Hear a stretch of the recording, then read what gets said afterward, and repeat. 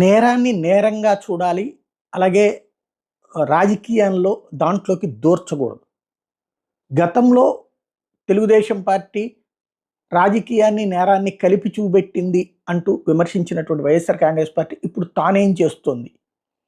ఇప్పుడు మొన్న ఒక 9వ తరగతి, అది 9 సంవత్సరాల బాలిక, 5వ తరగతి చదువుతున్నటువంటి బాలిక ముచ్చుమరిలో హత్యకు గురైంది.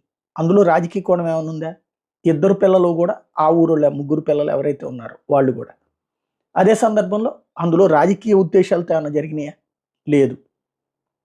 వాళ్ళకి సంబంధించినటువంటి ప్రవర్తన తీరు. ఇప్పుడు అట్లాగే తాజాగా ఒక వృద్ధుడు చేసినటువంటి దారుణ కృత్యం, 8 ఏళ్ల బాలిక మీద అత్యాచార ఘటన జరిగే, 5 నెలల పసికందు మీదన తాత అయినటువంటి వ్యక్తి చేసినటువంటి ఘాతుకమైనటువంటి చర్య. ఖచ్చితంగా వాడిని అరెస్ట్ చేశారు. అట్లాగే నడుస్తుంది.